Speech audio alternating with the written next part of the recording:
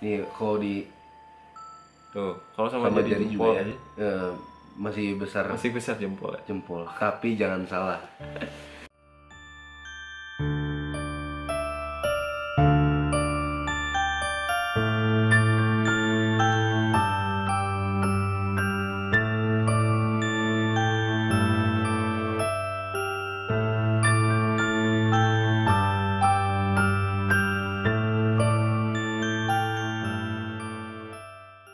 Halo teman-teman, Assalamualaikum warahmatullahi wabarakatuh. Waalaikumsalam warahmatullahi wabarakatuh. Jadi kembali lagi di channel Ngobrol Mistis bersama saya Topan dan tentu saja sama si Paijo. Jadi apa ya, kita tuh saya pribadi tuh nggak bosan ngajakin dia. Jadi dia tuh punya bahasa tersendiri tentang ilmu kegaiban yang sebetulnya agak aneh, tapi Nyeleneh. ya, tapi ya lucu juga lah gitu. Kata-kata pamungkasnya dia adalah apa, Jo? Logika kehantuan. Logika kehantuan yang selalu dipakai di semua pembahasan kita. Nah, jadi di episode kali ini kita bakal membahas tentang apa sih itu hodam. Hodam ya. Hodam. Jadi kan sekarang lagi rame tuh, Jo. Ya, Orang-orang di sosmed di TikTok ya. rame. Ini hodam gue nih, hodam gue nih. Nah, sebetulnya kalian tuh tahu nggak sih apa sebetulnya itu hodam? Ya. Gitu. Oke, saksikan terus channel Ngobrol Mistis tentang hodam di episode kali ini. Jangan lupa like, comment, and subscribe.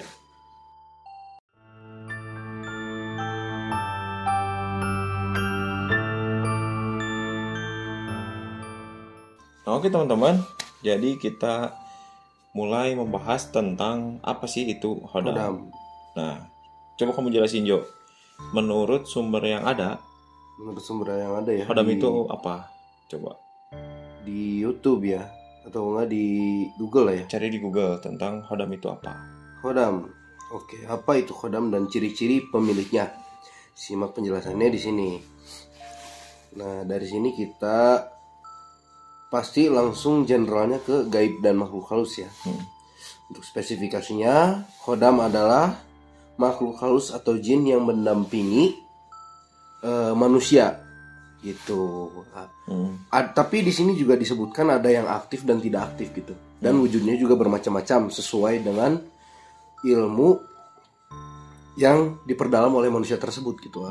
Kalau di sini Jadi si hodam itu ada sosok pendamping dari makhluk gaib yang mendampingi seseorang gitu, Jo. ya, Nah, menurut sumber, jadi si hodam ini tuh ada yang aktif, ada yang pasif gitu. Nah, terus si hodam ini tadi apa? bentuknya berbeda-beda sesuai dengan ilmu yang diperdalam orang tersebut. Orang-orang tersebut. Mungkin kemampuan dari si hodam itu sendiri juga beda-beda. Ya, Sesuai dengan kapasitas spiritual yang dimilikin sama orang tersebut gitu. Nah, jadi teman-teman sebetulnya gini, sosok hodam ini itu bersumber dari benda pusaka atau benda-benda peninggalan zaman dulu, atau bisa jadi dari darah keturunan, Jo. Jadi misalkan nih, dulu mungkin nenek buyut kamu tuh orang yang ahli dalam bidang spiritual. Contohnya orang tua zaman dulu kan sering tuh ya, puasa, tirakat. kan, untuk pengen segala sesuatu tuh mereka tuh pasti prosesnya tuh puasa, Ya. tirakat. Nah, dengan kayak begitu sosok hodam tuh mengikuti, karena si hodam ini berbeda dengan golongan jin. Jadi si hodam ini tuh apa ya? Jadi mereka tuh cenderung dari golongan baik. Si hodam ini. Nah, jadi hodam ini tuh senang sama orang-orang yang sering berbuat baik gitu, Jo. Sering puasa, sering wiridan gitu dan segala macam.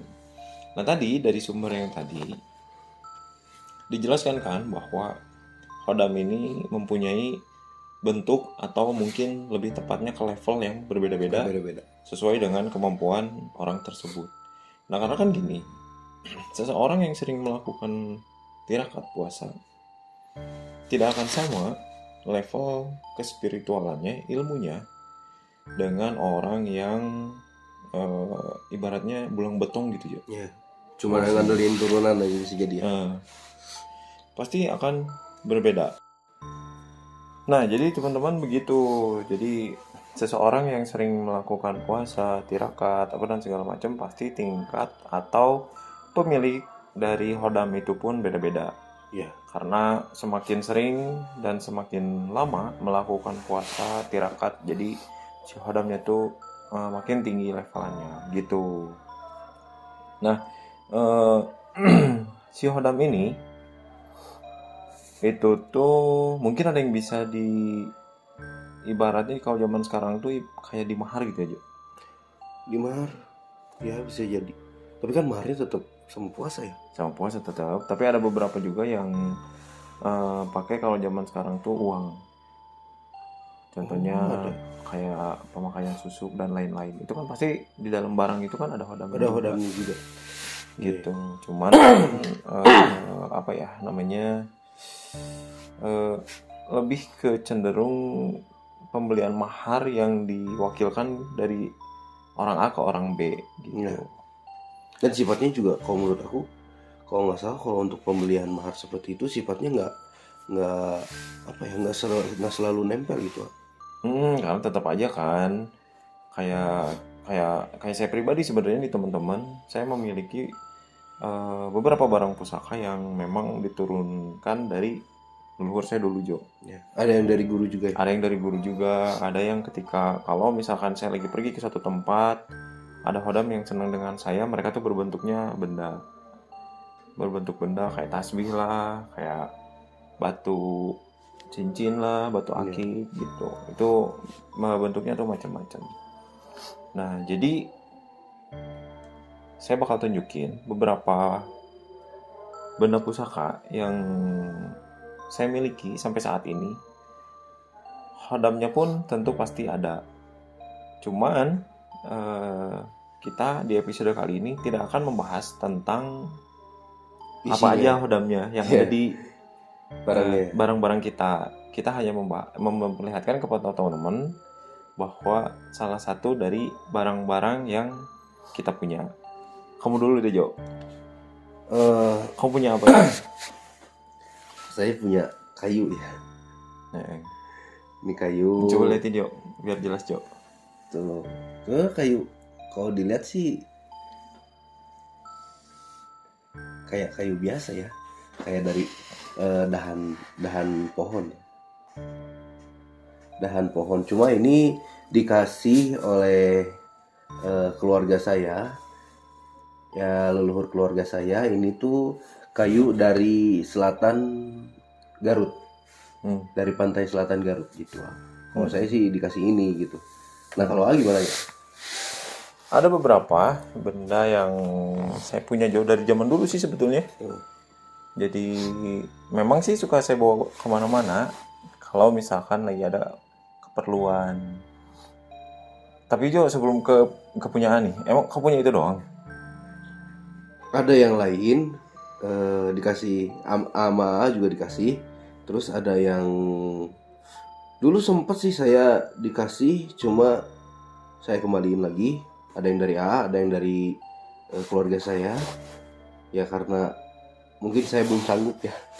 Gitu sih ya. Oke. Ini teman-teman, saya liatin satu buah benda pusaka. Jadi di sini sebenarnya ada 3 nih. Ini ada 3. Nih 1. Ini 2. Ini 3. Jadi ketiga benda pusaka ini memiliki hodamnya masing-masing. Yep. Jadi mungkin ini sama ini, yang ini sama ini ukurannya sama. Tapi yang ketiga ini jauh lebih kecil, bahkan mungkin ukurannya 1/4 mungkin jauh lebih kecil. Kayak jari ya? Kayak jari, sebesar jempol. Nih, sebesar jempol. Tapi hodam ini sama si hodam yang ini energinya lebih kuat yang kecil. Jadi buat teman-teman yang belum mengetahui, jadi si hodam ini tidak bisa diukur dari besar bentuknya. Iya. besar kecilnya bendanya gitu. Ya. Jadi nggak bisa diukur. Ketika misalkan yang ini jauh lebih besar daripada yang ini, kekuatannya pasti lebih besar yang ini. Ini belum tentu teman-teman. Belum tentu. Jadi kekuatannya itu terletak pada hodamnya justru dalamnya. Jadi bukan dari ukuran si bendanya ini. Nah, jadi nih teman-teman nih, ini tuh salah satu apa ya, keris nih, tuh. Ini tuh salah satu keris. Ini jadi bentuknya tuh begini nih, tuh. Kan, teman-teman, tuh. Ini tuh mungkin apa ya, campuran besi kuningan sama emas mungkin ya. Emas tapi nggak murni. Ya, tapi nggak murni. Nah, ini salah satu yang dimiliki oleh saya. Nanti di next episode kita mungkin bahas aja. Bisa jadi. Kita bahas aja lah ya. Ini apa yang di dalam benda ini. Terus yang kedua, ini tuh sama juga. Ini bentuknya kayak lebih ke keris juga sih sebenarnya ya, tuh teman-teman, tuh lihat kan? Nggak ada ini ya, nggak ada handle-nya ya. Tuh ini kayak keris juga teman-teman tuh. Tapi ini pegangannya tuh nggak ada, sama sarungnya tuh nggak ada. Tuh ini juga, tapi kayaknya ini lebih cenderung apa ya, ini mah kuningan sama tembaga kayaknya. Kuningan tembaga. Ini jadi zaman dulu juga, tapi anehnya si barang ini tuh nggak berkarat gitu yuk. Nggak berkarat yuk sampai saat ini tuh nggak ada karatnya. Bagus sih. Besi tua ya. Besi tua padahal. Ini teman-teman. Terus yang ketiga ini ada ini tuh yang paling kecil. Tuh kelihatan kan? Tuh, jelas kan? Nih kalau di tuh, kalau sama jadi jempol juga aja, masih besar jempol ya. Jempol. Tapi jangan salah. Buat teman-teman mungkin ada beberapa yang tahu nih. Udah ya jelasnya. Nah, ini cukup jelas. Tuh, pasti di antara teman-teman ada yang tahu ya. Ada yang tahu ini apa. Tapi nanti kita bahas ini di episode berikutnya. Siap. Gitu. Nah, teman-teman, itu beberapa contoh benda-benda pusaka yang memiliki hodam. Tapi nanti kita bahas tentang hodamnya di episode berikutnya. Nah, Jo, selama kamu memiliki benda pusaka nih, ada nggak pengalaman aneh atau kurang masuk akal gitu? Ada. Kalau terutama ya yang ini ya. Kalau khasiat mah kan jelas kemarin. Iya. Kemarin enggak, yang ini kan yang aneh kan ketika ada salah satu dari ini ya, bukan tamu apa ya, pasien ya, bisa dibilang pasien, bisa jadi ya, karena kan butuh bantuan kita. Pas dia pegang kayu ini, dia sama sekali nggak bisa baca asma Allah, sama sekali nggak bisa, karena di si jin dalam tubuhnya kan bentrok sama ini. Jadi dia sama sekali nggak bisa baca asma Allah sama sekali. Gitu yang anehnya sampai sekarang gitu ya, yang saya nggak habis pikir kok bisa sampai gitu. Kadang-kadang suka aneh sendiri gitu. Terlepas dari itu sih, kadang-kadang ini kayu tapi suka ada setrumnya gitu loh. Begitu ya, misalnya kalau ketika saya pegang gitu ya, kalau saya lagi kan disimpan di tas saya gitu, kalau saya pegang tuh kadang-kadang suka ada energi struman gitu dari sini tuh, kayak berasa ada listriknya gitu. Ya kayak berasa ada listriknya, padahal kan kayu gitu. Paling itu aja sih. Kalau yang A gimana Mas? Jadi pernah dulu nih teman-teman saya bawa ini. Biasanya kan ini disimpan di dalam satu tas kecil Jo, di dalam tas kan. Jadi kan ngumpul disatuin jadi satu tempat, disimpan di dalam tas, dibawa kemana-mana gitu. Dan selalu dibawa kemana-mana ya? Selalu dibawa kemana-mana. Tapi kadang memang kalau misalkan saya lagi keluar ngelakuin kegiatan outdoor, nggak pernah dibawa. Kalau misalkan kita lagi ke gunung, lagi off-road gitu, kita nggak pernah dibawa, cuma disimpan aja di rumah. Nah jadi kejadiannya waktu itu saya tuh sama istri tuh keluar negeri Jo. Ya. Keluar negeri sama istri tuh.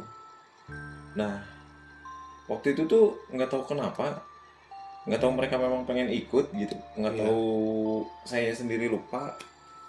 Tapi yang saya rasa tuh saya nggak ingat sama sekali di dalam tas tuh ada ini ya. Ada mereka gitu, ada benar-benar pusaka ini gitu.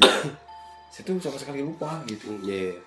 Nah singkat cerita, Mas, kalau kita masih di Indonesia nih, Bandara Indonesia, keamanan Indonesia lolos. Lolos gimana nih maksudnya? Lolos. Jadi pas pemeriksaan logam detektor yang di bandara kan lolos Jo.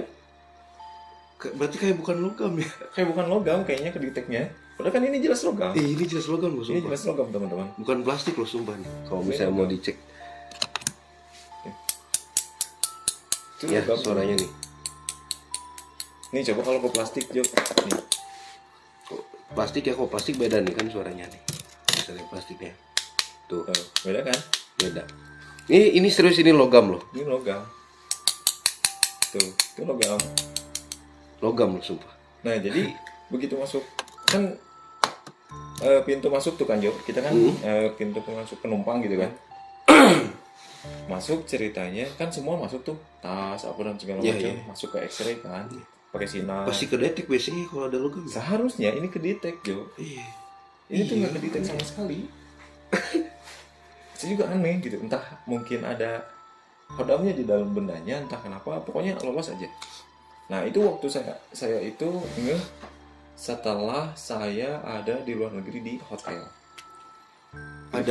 Ada pas begitu malam saya sampai di hotel sama istri ngelihat waktu itu mau ngambil rokok. Waktu itu mau ngambil rokok karena rokok yang dibawa dari Indonesia begitu datang ke imigrasi di sana nggak bisa masuk karena mungkin cukainya nggak masuk ke mereka. Yang bikin aneh itu gitu Jo.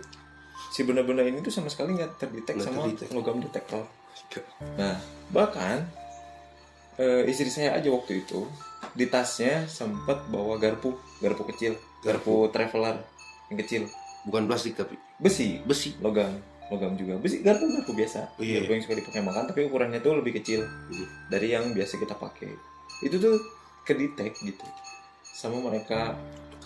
Kedetek sama mereka. Bahkan si garpu itu diambil sama mereka, nggak boleh dibawa naik pesawat atau dibawa ke sana sama imigrasi di sana tuh diambil. Tapi ini sama sekali nggak kedetek. Yang bikin lebih aneh itu garpu menurut pihak keamanan bandara maupun pihak keamanan imigrasi dari setiap negara masing-masing dikategorikan sebagai salah satu benda tajam. Walaupun si garpu itu alat makan sebetulnya. Ya tapi kan ada runcingnya. Nah sekarang apakah nggak lebih aneh sebuka keris yang jelas-jelas benda itu benda tajam. Ya. Ini jelas benda tajam. Benda tajam gitu, itu keris gitu. Bukan alat makan ya. Bukan alat makan. Bahkan kan kalau kita ambil cerita historinya dulu, keris itu kan dipakai peperangan. Dipakai buat nusuk orang. Mungkin kalau zaman sekarang tuh samurainya lah gitu. Kan aneh gitu. Aneh. Nah makanya pas saya itu ketika saya lagi udah ada di luar negeri, saya di hotel, saya bingung. Astagfirullah, saya bilang ke istri saya, Bu, kok ini dibawa-bawa gitu. Kok bisa katanya? Karena tadi nggak kedetek sama logam detektor. Enggak, aneh itu. Nah, terus pas pulang nggak kedetek lagi? Justru itu Jo, saya penasarannya. Dari situ penasaran saya tuh. Nah, pada suatu hari kan, saya udah beres urusan di sana sama istri saya di luar negeri. Pulanglah kita ke Indonesia Jo. Penasaran ya. Penasaran, tapi posisinya sekarang tahu. Iya. Di tas ada benda pusaka. Kalau pas pergi kan nggak tahu Jo. Nggak tahu. Ada barang-barang ini di Iya, dalam iya. tas gitu. Nah, begitu pulang, coba deh bilang ke istri saya. Terus saya nanya, "Pak, gimana kalau misalkan disita?" "Ah, nggak apa-apa, biarin aja kalau disita mah. Ya. Mungkin bukan rezeki kita. Lagian mereka kalau mau ngurusin ya nggak apa-apa." Saya bilang gitu Jo sama istri saya, biarin aja nggak apa-apa. Walaupun sebenarnya di dalam hati itu saya tuh percaya kalau misalkan itu jodoh saya pasti aman semuanya terkendali. Nah, singkat cerita, posisi waktu pulang kan saya tahu sebenarnya barang-barang Udah ada ada di dalam tas kan, Iya. ada di dalam tas. Nah, datanglah, masuklah, cek imigrasi apa dan segala macam. Ternyata Jo lolos Lolos lagi. Sampai Indonesia lagi. sampai Indonesia lolos lagi. Itu pemeriksaan tuh 2 kali dan maksudnya gini, bukannya saya melevelkan pihak keamanan bandara Indonesia dengan luar negeri, enggak. Iya. Cuman di luar negeri itu jauh lebih ngeri lah Iya. pengamanannya. Tapi tetap aja gitu sama ya. Nggak kedetek. Tapi tetap aja nggak sama, nggak kedetek gitu. Lebih ngeri gitu sampai mereka kalau nggak salah waktu itu si tas tuh sampai diperiksa Jo, Dibuka. Kan sekarang logikanya begitu barang ini ada di tas kebuka ya kelihatan Jo. Kelihatan. Iya, kan kelihatan. diambil. Pasti. Tapi Ini kalau kayaknya kelihatan semua. Aneh gitu, makanya aneh sama sekali gitu. Makanya waktu itu saya bilang ke istri saya, udahlah saya mah pasrah ketika misalkan si benda ini harus diambil, udahlah nggak apa-apa gitu, biarin aja. Karena nggak mungkin begitu tas dibuka ya pasti kelihatan gitu. Wah, luar biasa. Gitu. Itulah salah satu keanehan yang terjadi sama benda pusaka. Nah, mungkin waktu di channel sebelumnya nih Jo, Ya. saya pernah sempat bilang ke anak-anak, waktu itu di salah satu tempat ada benda pusaka yang sebetulnya ada tapi kita nggak bisa lihat. Yang Waktu di Cimahi. Cimahi ya itu. Nah, Oh iya. Benar. jadi waktu itu memang terlihat sih benda pusakanya ada di situ, tapi pas begitu kita mau ambil, mau tarik dan sama kita tuh digali, ternyata nggak ada. Ya mungkin kasusnya sama kayak yang tadi itu. Padahal kan si benda pusaka itu udah ada di dalam tas, Iya, tapi benar. nggak kelihatan. Iya, benar. Nah mungkin belum jodohnya kita gitu. Iya. Dan waktu di Cimahi malah saya lihat ada percikannya loh. Ya, ada sisa-sisa energi dari si benda itu. Tapi nggak ada ya. Tapi nggak ada gitu, bendanya ya keburu pergi lah gitu. Mungkin dia belum mau sama salah satu atau belum mau sama kita gitu. Gitu teman-teman. Paling sekian dulu di episode kali ini. Jadi pesan kamu dulu deh Jo. Pesan kamu Ya. apa Jo buat orang-orang yang Kesimpulannya. apa ya? Penasaran gitu, pengen punya kodam atau misalnya orang-orang yang sampai pansos di sosial media gitu. Ya sebenarnya gini, kalau jangan ya, kalau dari orang tua, kalau kamu kuat, kamu pasti bisa gitu. Itu. Jadi kalau misalnya yang namanya kodam itu bakal datang ketika kita udah mateng. Gitu Pak. Tapi untuk yang orang-orang yang misalnya memang belum waktunya untuk didatangkan oleh kodam, jangan sampai memaksakan diri gitu Pak. Karena bisa jadi nantinya malah jelek ke diri sendiri, dari emosi bisa jadi kan. Terus dari mungkin kaget, bisa lihat hal gaib lain gitu. Takutnya jadi seperti itu. Makanya kalau misalkan kita belum matang ya, kita belum siap secara rohani dan fisik juga, jangan terlalu memaksakan diri gitu untuk mendatangkan kodam sendiri gitu. Gitu aja sih. Jadi itu pesan kamu ya Jo, Ya. ke teman-teman. Jadi kalau dari saya pribadi itu buat teman-teman yang maksudnya udah hidup enak gitu, hiduplah sebagaimana sewajarnya manusia biasa. Karena terkadang diri saya pribadi pun menginginkan hal itu gitu Jo.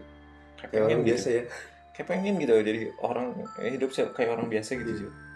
Nggak yang kesini kelihat ini, kesana ketemu itu gitu. Kayak pengen aja gitu hidup tuh lurus gitu, kayak seolah-olah tuh nggak ngelihat.